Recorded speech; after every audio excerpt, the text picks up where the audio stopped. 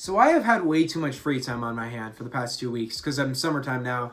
I am unemployed. So currently right now I just have nothing to do. So I've just been listening to music. Or actually no, I'll say it like this. There's a lot of the music that's come out, but I have not been listening to a ton of music lately. And you think I would be crazy into music. It'd be all I'm listening to, but I really haven't gotten crazy into music for the past couple weeks. I don't know why. I noticed when I listen to a ton of music in a short period of time, I kind of get over it for a bit, and I just don't feel all that motivated to listen to it. But there's been new music out, so I've been really I built up that confidence again to re-listen to music. And I was supposed to listen to Maroon 5 over the course of the last week because this new album Jordi was coming out. But I ended up listening to the whole discography Wednesday night. Except for songs about Jane, I heard it the day before. I listened to 5 albums in one night. I don't normally do that, but I needed to in order to get this done. I stayed up till 3, but I did it, and now I've heard every Maroon 5 album as of 2 days ago. I needed to prepare for this album, sorry. This is going to be a shorter review, and this is going to be a little bit more of a brief review because I found myself, after listening to this album, not having a ton to say on it.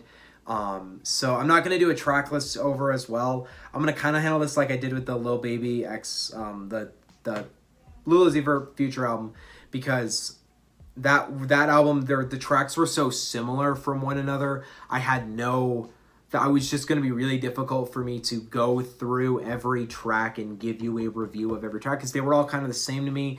That's the same case with Jordi here, so you kind of already know that this is not going to be the brightest review, but I'm just saying I'm going to kind of skim through the track list, but there's a lot of tracks I skip, don't talk about, and such. So that's kind of my intro to this review.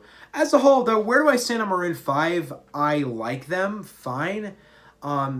They're a good bands that I listen to frequently enough. Okay, here's what I say about Maroon 5.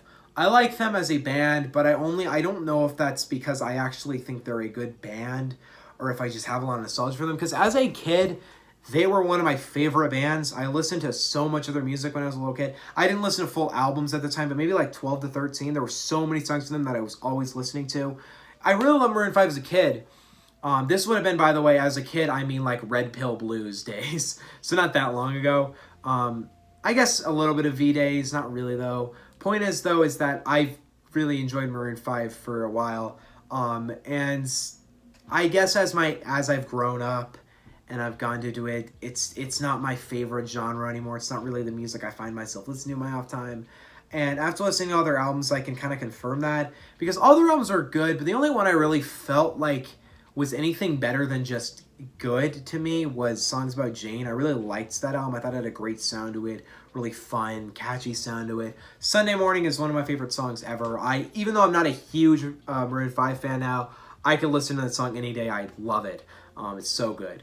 And there's a lot of songs from that album, like She Will Be Loved and This Love and The Sun. They're just solid songs. They're just really well done. Also Secrets.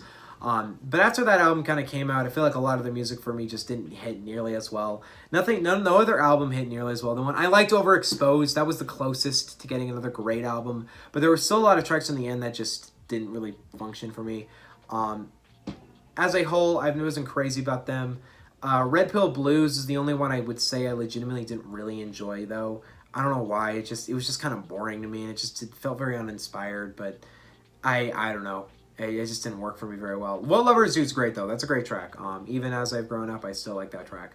Jordi, I went into, though, with not high expectations. And it's not just because I didn't like Red Pill Blues much. It's just because I haven't liked the singles from this album.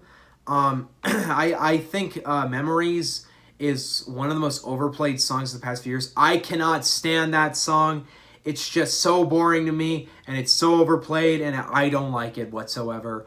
I didn't even listen to Nobody's Love. It didn't look interesting to me. I listened to Beautiful Mistakes because the combination of Maroon 5 and Megan Thee Stallion sounded like mold cheese, and it kind of is. It doesn't work. So I don't know. I didn't go into this with great expectations. Somebody explain to me the title of the album, though. I don't get that. Just somebody explain it to me, please, in the comments. Thank you. I was just, and I know I'm not really a pop reviewer. I don't review pop all the time, but I was hoping to really enjoy, and to kind of skim through what we got here. This album It's not great. For me, Beautiful Mistakes is it's okay. It's not bad. I like the instrumental fine, but I think mainly what I don't like is I don't like how it's put over. I don't like Adam Levine over it. I don't think he's sound. I think that's my biggest issue with this entire project is I just don't think Adam Levine is meant to be singing over this kind of instrumental. I don't think Adam Levine is really among the best singers ever. I like him fine, and I think he's a good vocalist, but there are so many better vocalists out there. He has sent some pretty great hooks in the past, though, I have to admit. But I would say that, like, just instrumentally, he has a very specific sound that he works with, and this is not that sound. This is a very kind of spacious, vibey album, which, I don't know, it does not work, if I'm being totally honest. It just, rather than feeling vibey and spacious, the album ends up kind of falling flat and feeling very, just, how would I really word it? Just feels very lifeless to me. I felt very little emotion listening to this. Way less emotion than I felt in any other Maroon 5 album.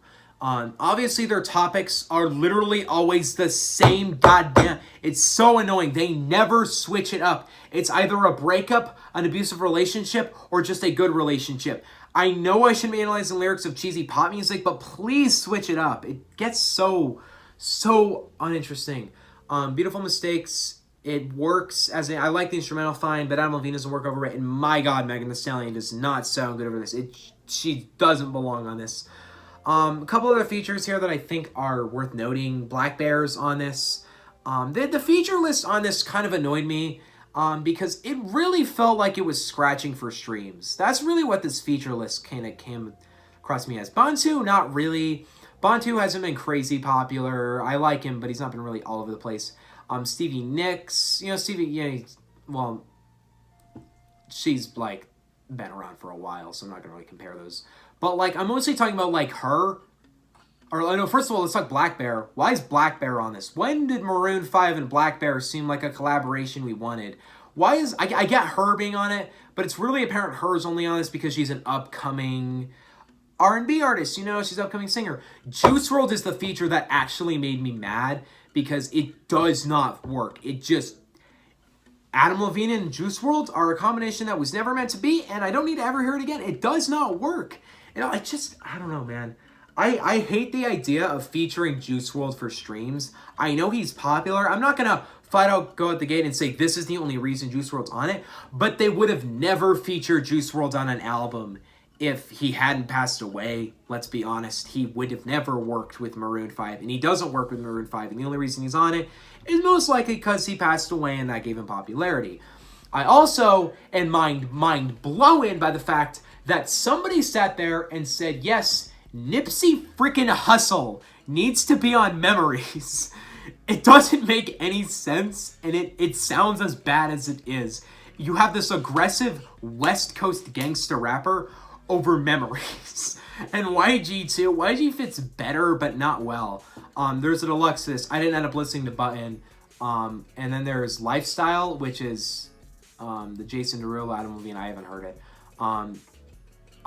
That's an okay combination. See, that's a combination that I can work with because Jason and Adam are both in their lane of pop. Jason's miles better, to be honest. But I don't know, the feature-wise, it was a little annoying to me. It didn't feel like no feature on this really fits for me.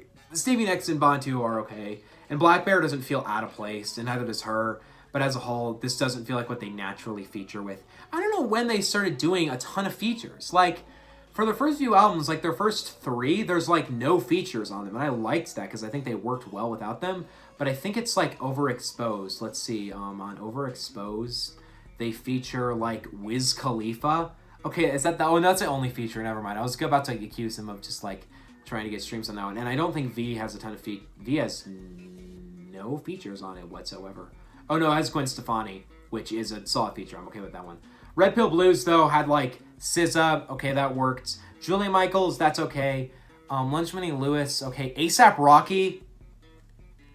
Kendrick Lamar. Okay, Kendrick worked though, but it was just because it's Kendrick. He always works. Future. Cardi B. Okay, I shouldn't be ranting about all Maroon 5 albums now, but like, I'm never going to get over the fact that they really put Cardi B on Girls Like You. That's legitimately horrible.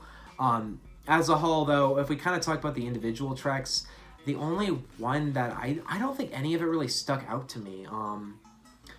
I think the most any track stuck out to me was because of what it featured on. Beautiful Mistakes is probably my favorite track on the whole thing, because it has the best instrumental of any of tracks on here. Juice WRLD is nice. Like, he has nice vocals, so the track kind of gets bonus points for that, but it doesn't work as a whole. As a whole, though, this album did not work really for me at all. I don't dislike Maroon 5.